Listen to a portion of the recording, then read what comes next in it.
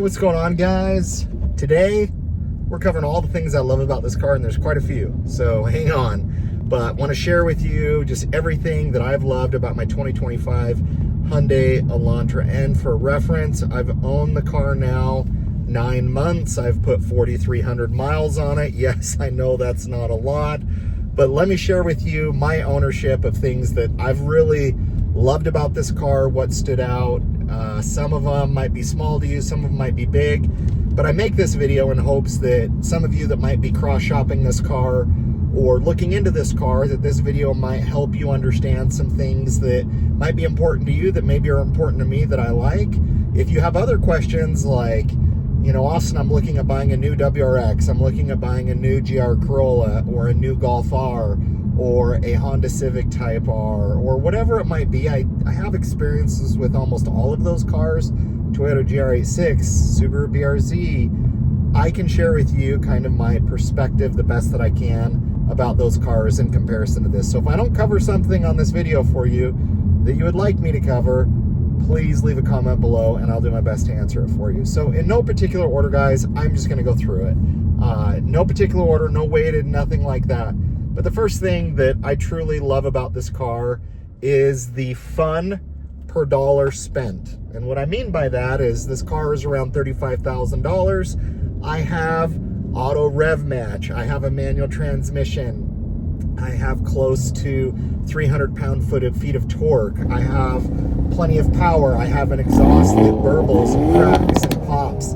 You get so much value per dollar out of this car, out of any car in its segment, period. You can look at the WRXs that have eliminated the base trim. You can look at the Volkswagen GTIs, Golf Rs. You can look at the GR Corollas. And what this car offers, just pound for pound, it really is an awesome daily driver and such a good buy. And if you're buying it new, you got a warranty. Now, I think all companies out there find ways to not honor a warranty or go through it, but you have a warranty. So any issues or things that you have against Hyundai, that's totally, you know, up to you guys if you want to do it. But I just love what you get for the money. So some other things that just stand out to me about this car that I've been really impressed with is how well this car puts down the power. They fixed some things a little bit better in the revision that they did in 2024, and there's not a ton of wheel hop in this car. I've done 0 to 60 tests for you guys. I've done acceleration tests. 6.04. Woo! This car puts down the power exceptionally well, and I've just really enjoyed that. That was one of my biggest fears of going to a front-wheel drive car, is just having wheel hop galore like crazy in the car, and it puts down the power really, really well. I've loved the handling of this car. This car handles really well. It can take corners really well. It is built for the track. It has been really good from that standpoint. I love the N mode in this car. I feel like it's the most responsive in terms of throttle. I don't find it too stiff. I just do it in the standard N setting. I don't have anything special set up. I love that the backfires that I get in the exhaust. I love the gauge cluster and what that turns into. I just love the personality of this car. It is just so much fun. I've really enjoyed and liked these seats. I know some of you out there haven't found them to be very comfortable. I've found them to be quite comfortable, and I like them, and I like that you have the N that lights up in them. It makes it really unique. I like the ambient lighting in the car. The manual transmission has been, from a shifting perspective, it's not a Honda. Is better than my WRX, which some of you might say that's not a very high bar. But for a manual transmission car, and having owned a lot of manual transmissions, I haven't had any complaints with shifting feel in this car. I haven't had any grinding, any issues from that standpoint. I've actually liked it, and I've actually found it to be pleasure to drive. I've really liked the different modes that you can go into with this car. I haven't even explored all the tech on it. Like, you know, you got track modes, Nürburgring mode. I mean, you got so many different track setups that you can do in configurations and timers and so many different cool tech. I've tried launch control in the car. I didn't find any like benefits to the 0 to 60, but right out of the box, I just like that this car honestly is built for car enthusiasts. It's kind of got multiple personalities going, and that's kind of me a little bit. You know, you can drive around calmly around town, and you can get loud and have fun and make it be, you know, what you want it to be.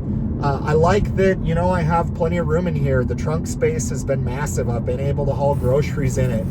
Like right now I have my soccer bag back there. I have a bench. I have my golf clubs in there, and I have a couple bags in there. Like the trunk space is awesome from a daily driver perspective. You get all the creature comforts. You know, the heated seats in here are really good. AC works great. The tires, I really like, and I know this sounds really weird as a detailer, I really like the new wheels that they did on this car. I don't like the gloss black wheels that like my Volkswagen Golf R had, because they scratched really easy. These clean up really well. They clean up really nice, and I really enjoyed it. I love the front end of this car. I think it looks really good, really aggressive.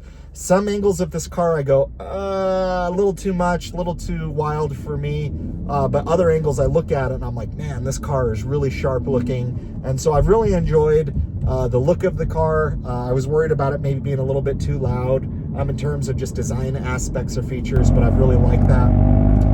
I like that when I get on the gas, I can hear some of the turbo.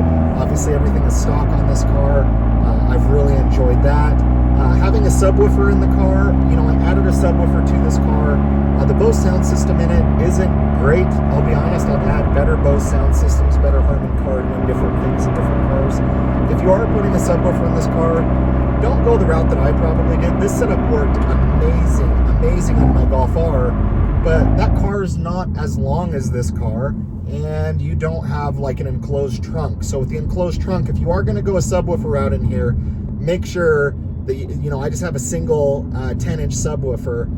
Like, you're going to want to go higher up on power. You're going to want to go more subwoofer if you really want to feel it and experience it.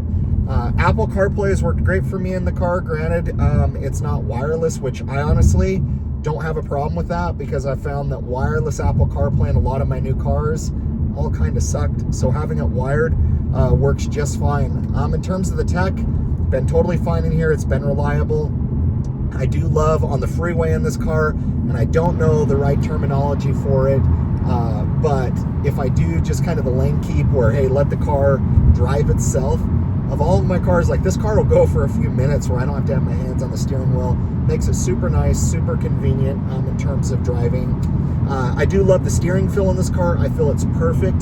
That was one of the first things that really stood out to me when I first bought this car, or I drove it, is I just loved how tight the steering felt and how it felt heavy but not too heavy, if that makes sense. Like, it felt quality, it felt solid, and I really have liked that about the car. Anything else that stands out about this car to me? Nothing really. I mean, it is just so an all-around just like well just packaged vehicle in terms of performance, in terms of value, in terms of comfort, in terms of personality, in terms of having fun, in terms of feeling like you didn't sell your soul to drive a Hyundai. It really just is an awesome car. I would love to take the car to the track and really open it up and just really like experience it like at full tilt, what this car can do, what it's capable of. But I really don't have a ton of things that like I've hated about this car. I've really enjoyed it. I've really liked it. The infotainment, I think, could be structured a little bit differently. It has taken me quite a bit of time in terms of the infotainment to navigate certain things, to like, I think it could have a better UI, UX experience, make it a little bit easier from that standpoint. But at that point, it's kind of nitpicking, guys. But those are just some of the initial things that I love about this car. If there's other stuff that I forgot in here that I left off, I will for sure do another video for you guys.